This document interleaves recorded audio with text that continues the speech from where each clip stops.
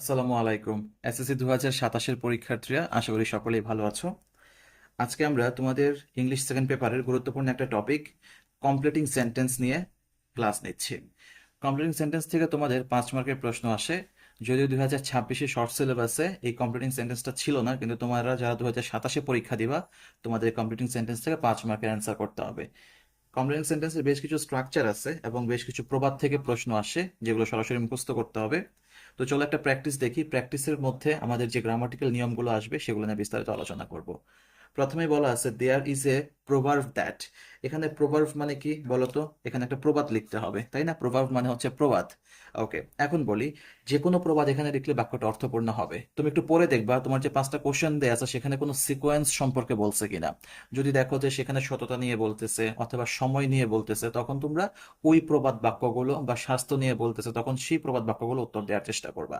যেমন এখানে বলছে দেয়ার গোজ এ প্রোভার্ব দ্যাট, আর নিচে দেখো সবগুলা, এই যে এখানে গুড হেলথের কথা বলছে, এখানে হেলদি লাইফের কথা বলছে, আবার এখানে ওয়েলথ সম্পদ মানে বোঝাচ্ছে যে স্বাস্থ্য এবং সম্পদ এই বিষয়টা বোঝাচ্ছে, আবার এখানে গুড হেলথ বোঝাচ্ছে। তার মানে ধরে নিতে হবে এই প্যাসেজটা হচ্ছে হেলথ নিয়ে বলতেছে। তাহলে আমার কাজ কি বলো? তাহলে কাজ হচ্ছে এখানে এমন একটা প্রবাদ দেয়া যেটা হচ্ছে হেলথ রিলেটেড। তাহলে আমরা এভাবে বলতে পারি there goes a proverb that health is wealth. আমরা সেটা লিখে দেবো। কি লিখবো? হেলথ ইজ ওয়েলথ, মানে কি? স্বাস্থ্যই সম্পদ। ওকে, বাক্যটা কি হয়ে গেল? কমপ্লিট হয়ে গেল। এখন আসো আরেকটা বাক্য দেখি। Unless you have good health, যদি না, এখানে আনলেস মানে যদি না, খেয়াল রাখবা। আনলেস মানে হচ্ছে যদি না। তো আনলেস যুক্ত বাক্যের প্রথম অংশ প্রেজেন্ট হলে পরের অংশ প্রেজেন্ট, প্রথম অংশ পাস্ট হলে পরের অংশ পাস্ট টেন্সে করতে হয়।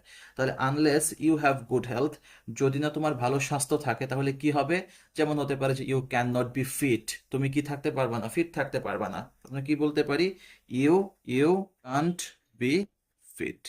You can't be fit. Okay, next দেখো, a healthy poor man is happier than. বলছে একজন স্বাস্থ্যকর গরিব লোক হ্যাপিয়ার দেন মানে কি?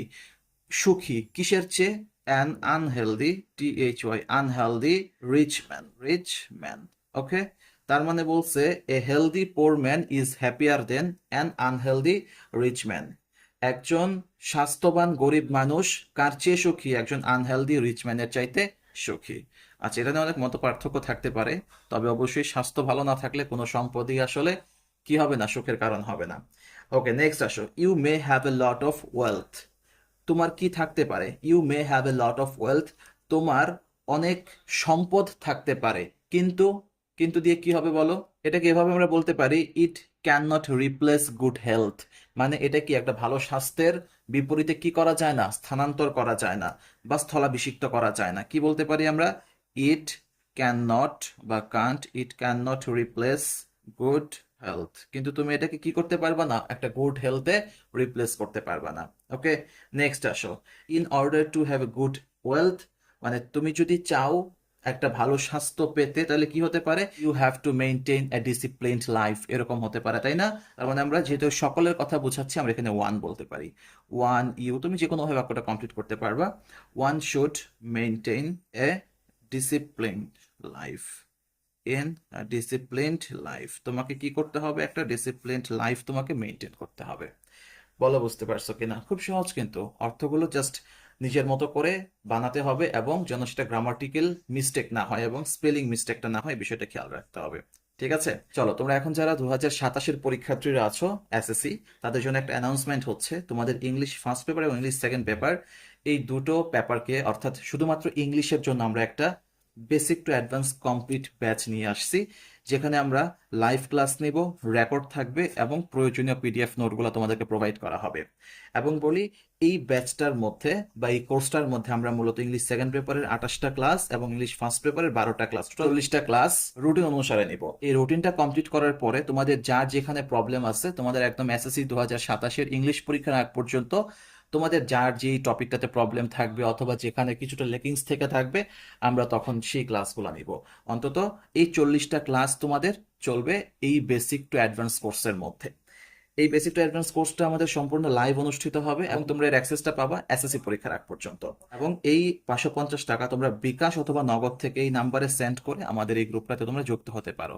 আর তোমাদেরকে আমি এতটুকু এনশিওর করতে পারি, আমাদের এই ইংলিশ কোর্সটা করার মাধ্যমে এসএসসিতে ইংরেজি নিয়ে তোমার আর কোনো দুশ্চিন্তা থাকবে না আশা করি। তাই সময় নষ্ট না করে এখনো যারা ভর্তি হওনি, খুব দ্রুত আমাদের কোর্সে ভর্তি হয়ে যাও। চলো আমরা আরেকটা কমপ্লিটিং সেন্টেন্স সলভ করি। Had I the wings of bird. এখানে দেখো হ্যাড যদি কোনো বাক্যের প্রথমে থাকে তখন সেটা যদিও অর্থ প্রকাশ করে, এবং মনে রাখবা হ্যাড বাক্যের প্রথমে থাকলে এরপরে যে দ্বিতীয় অংশটা সেটা হচ্ছে সাবজেক্ট প্লাস কুড হ্যাভ ভি3 দিয়ে বাক্যটাকে কমপ্লিট করতে হবে। তার মানে হ্যাড বাক্যের প্রথমে থাকলে পরের অংশ কি হবে? পরের অংশ হবে, আমি এখানে একটু ছোট করে লিখি, আমি পরের অংশটুকু লিখতেছি যে সাবজেক্ট প্লাস উড হ্যাভ অথবা উড হ্যাভ প্লাস ভি3 এরপরে অবজেক্ট দিয়ে তোমাকে বাক্যটা কমপ্লিট করতে হবে। ঠিক আছে? তাহলে had I the wings of bird, আমার যদি পাখির মতো ডানা থাকতো তাহলে কি হতো বলো? I would have flown. I would have, এর ভি3 হচ্ছে flown, I would have flown in the sky, আমি কি করতাম? আকাশে উড়তাম, তাই তো? ওকে, নেক্সট দেখো, if he had seen by me, অর্থাৎ আমি যদি তাকে দেখতাম, তাই না? মানে সে যদি আমার দ্বারা দেখা হতো, এরকম প্যাসিভ আকারে বাক্যটা বলা হয়েছে। তাহলে মনে রাখবা ইফ যুক্ত বাক্যের পরের অংশ যদি সাবজেক্ট প্লাস হ্যাড প্লাস ভি3 মানে পাস্ট পারফেক্ট টেন্সে থাকে, তখন আমাদেরও এই স্ট্রাকচারটাতে কি করতে হবে? বাক্যটাকে কমপ্লিট করতে হবে। তাহলে কি হইতো বলো? আমি যদি তাকে দেখতাম তাহলে কি করতাম? আমি তাকে ডাকতাম, কল করতাম। তাহলে আমি এটা কিভাবে বলতে পারি? আই কুড হ্যাভ মানে আমি তাকে, আই কুড হ্যাভ কল্ড, আমি তাকে ডাকতাম। নেক্সট দেখো, it is high time it is high টাইমের নিয়মটা মনে রাখবা, ইট ইজ হাই টাইমের পরে যদি সাবজেক্ট থাকে তাহলে পরের অংশ পাস্ট টেন্স হয়। ওকে, আবার ইট ইজ হাই টাইমের পরে যদি টু থাকতো তাহলে পরে ভি1 প্লাস অবজেক্ট দিয়ে বাক্যটাকে কমপ্লিট করতে হতো। তাহলে আমরা এটাকে বলতে পারি ইট ইজ হাই টাইম, এটাই উপযুক্ত সময়। উই কি, ধরো আমাদের কোনো খারাপ অভ্যাস বাদ দেয়ার, তাই না? তাহলে আমরা এটা বলতে পারি যে it is high time we changed we changed our bad habits মানে আমাদের খারাপ অভ্যাসগুলো বাদ দেওয়ার এটাই উপযুক্ত সময়। এরপর দেখো, no sooner had we reached the school. মনে রাখবো নো সুনার হ্যাড কোনো বাক্যের প্রথমে থাকলে দুই বাক্যের, মানে এটা তো প্রথম বাক্য, পর আরেক বাক্য আমাকে লিখতে হবে, এই দুই বাক্যের মাঝখানে দেন বসে। ওকে, দেন লিখলাম। এরপরের কাজ কি? এরপরের কাজ হচ্ছে পরের অংশটা পাস্ট টেন্সে করতে হবে। তাহলে মূলত এটা দ্বারা বোঝায় হচ্ছে কোনো একটা, মানে কোনো একটা সময়ে দুটো কাজ একই সময়ে করতেছে এরকম আর কি। তাহলে no sooner had we reached the school, আমরা স্কুলে পৌঁছতে না পৌঁছতেই কি হয়েছে? দেন বৃষ্টি শুরু হয়ে গেছে, আমরা এভাবে বলতে পারি। তাহলে ইট স্টার্টেড কি শুরু হয়েছে? Raining. It started raining. Okay, বৃষ্টি শুরু হয়ে গেছে। নেক্সট দেখো, দ্য মোর ইউ রিড, বলছে দ্য মোর ইউ রিড, এটা হচ্ছে একটা প্যারালাল বাক্য, যে দ্য মোর ইউ রিড দিয়ে যেহেতু শুরু হয়েছে এটাকে আবার দ্য মোর এভাবে আমরা কমপ্লিট করব। তাহলে দ্য মোর ইউ রিড, যত তুমি পড়বে, দ্য মোর ইউ লার্ন, যত তুমি পড়বে তত তুমি শিখবে। ঠিক আছে? এই ছিল আজকের ক্লাস। তোমাদেরকে আরেকটু মনে করাইয়া দিই, তোমরা এবার যারা 27 পরীক্ষার্থী পরীক্ষা দিচ্ছ, অবশ্যই তোমরা খেয়াল করছো যে 26-এর পরীক্ষাটা কেমন হয়েছে, আবার 2026 এইচএসসি পরীক্ষাটা কেমন হয়েছে। তোমাদের 27-এর পরীক্ষাটা অবশ্যই গতানুগতিক পরীক্ষা হবে না, তোমাকে বেসিকটা খুব ভালো করে ক্লিয়ার করে তারপরে পরীক্ষার হলে যেতে হবে। তাই ইংলিশ বেসিক নিয়ে তোমার জন্য কোনো প্রকার সমস্যা না থাকে তার জন্য আমরা কাজ করে যাচ্ছি।